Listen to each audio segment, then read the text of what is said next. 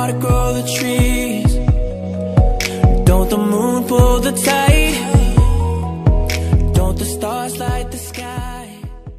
Guys, welcome back to my YouTube channel. It's Alicia. So for today's video is going to be a story time, and this story time will be about the time I was in foster care in a foreign country. I'm on my bed. Basically, I don't want to go anywhere else to film. I'm filming like right in front of my big window, so if you see the lighting change, it's because the sun is not out right now. It's Michigan, the weather is a bitch. But anyways, that's just a disclaimer. So I've never told anyone about this story. The only person that knows about it is my close family, like my grandma and my mom's sisters and brothers. So those are the only people that really know about the story. So basically it all started when I was about, I don't know, 10, 11 or something, I forgot. My mom at the time, she was living in a foreign country, Barbados exactly, and I went to visit her.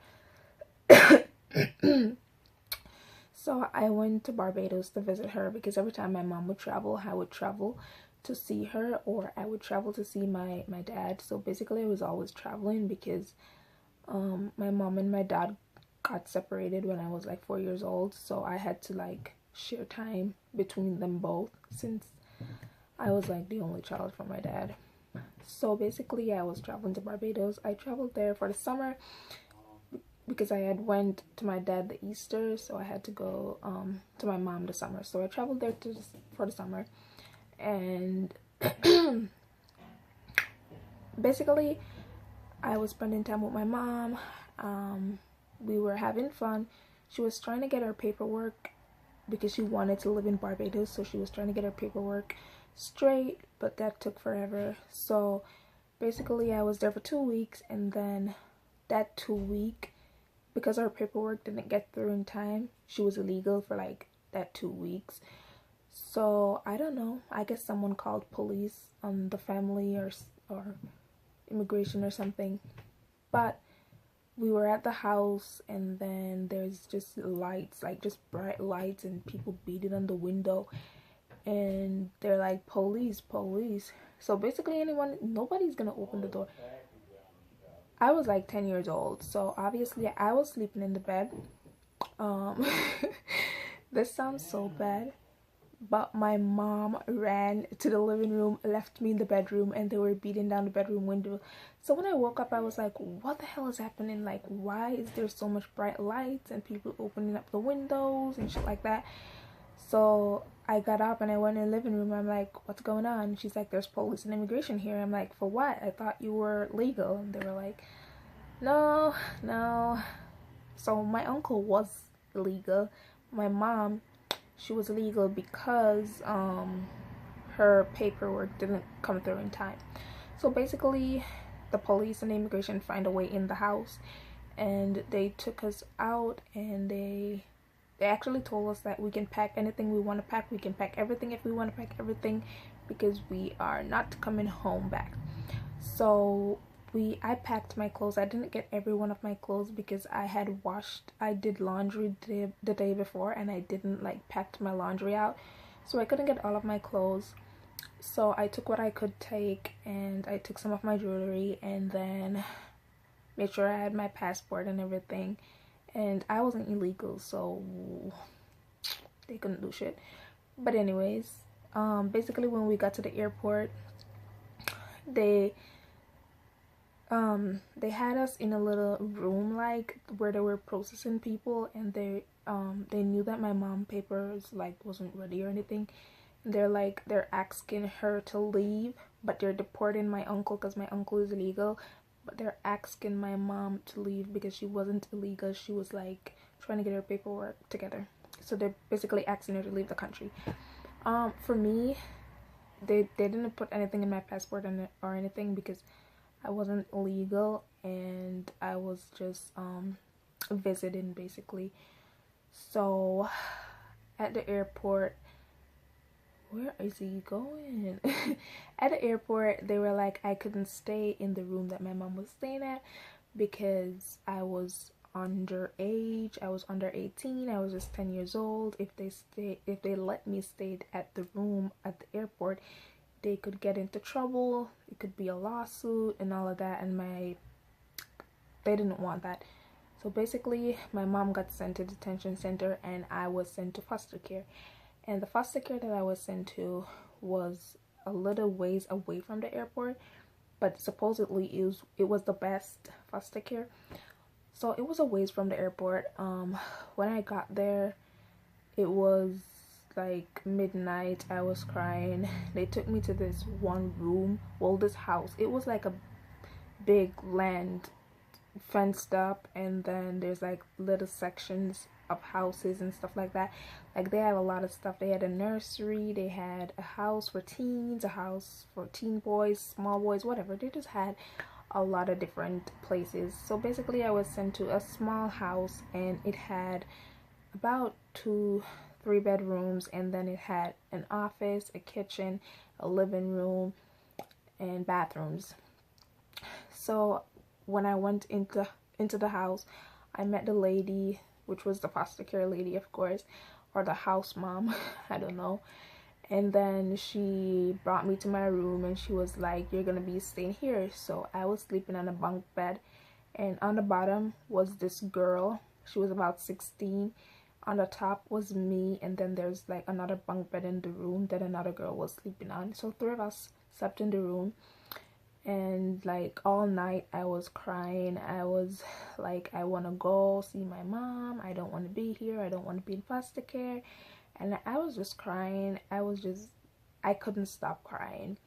The girl on the bottom, she started talking to me, and she's like, "It's okay, it's gonna be okay, you will see your mom soon," and all of that. And basically she was trying to comfort me, and I really appreciate that, even though I don't even remember her name. This was 7 years ago. But she was trying to comfort me, and I really appreciate that. So the next day I ended up staying in foster care for a week, basically because it was in a foreign country, and they had to like release me and send me back to Jamaica. Like, why would they keep me there? And I was in Beijing. So in Barbados they talk really bad. I mean, they talk bad in Jamaica, but in Barbados they talk really bad. So the foster care lady, I kept telling her that my name was Alicia, and she kept calling me Alyssa, and I was like, Alicia. She said, Alyssa? I'm just like, okay, never mind, just call me what you want to call me.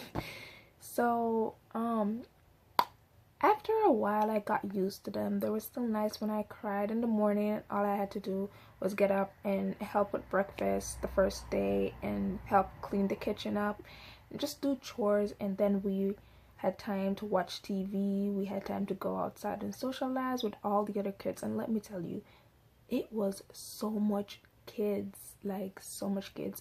And we had time to see everybody. We walked around. There was a park close by. The lady took us to the park. They read stories to us. They let us listen to music.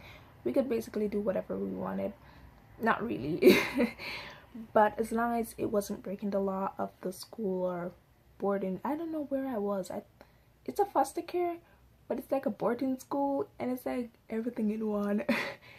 So overall it wasn't a terrible experience, but it wasn't a good experience because I wasn't used to being without my mom in a foreign country. Like, obviously I was in Jamaica for a long time and she was always traveling, but I wasn't used to like being in a foreign country and then she's at a detention center and I'm at a foster care, because they can't keep me at the detention center, obviously, because I'm not 18.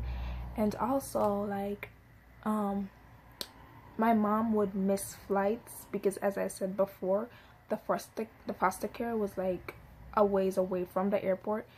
So when they got a flight to put her on to send her back to Jamaica, I couldn't come and she couldn't leave me in the country, or else they wouldn't send me out. So when they got a flight to put her on, and if the flight was leaving fast or whatever, I don't know, but I would miss the flight basically. So because of me, she couldn't leave. She missed like 3 flights, and then we ended up staying longer. I ended up crying more, obviously, But finally I left. Like, I think I left on a Saturday. The van from the airport came to pick me up, because every day I would sit out on the veranda, which is a porch, by the way. I would sit out on the porch and I would look out at the gate, because the gate was like huge.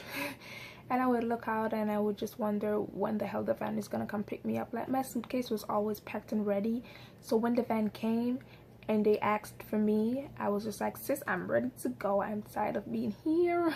Even though it wasn't that bad, I wasn't want to be there. So anyways, I eventually left the home and I went to airport and I saw my mom, obviously, and we boarded a plane freely, kind of. So basically they just asked her to leave. We boarded a plane, we left, and we went back to Jamaica. And it was really terrible, because for the 1 week I was in foster care, all of my family was like in Jamaica, was like, not all of them, because not all of them knew, but my grandma and my aunts, they were like crying. They were like, why are they keeping her in a foster care home? They were like, why is the foster care home so far away from the airport? They were like, are they gonna let her stay there? What if she get lost in the system and all of that? So they were basically worried about my safety and what would happen to me. But nothing happened, thankfully, and I learned a lot at the foster care. I really learned a lot. I'm not gonna go over 12 minutes with this video, so I hope you guys enjoy. Please give it a like, comment, and don't forget to subscribe.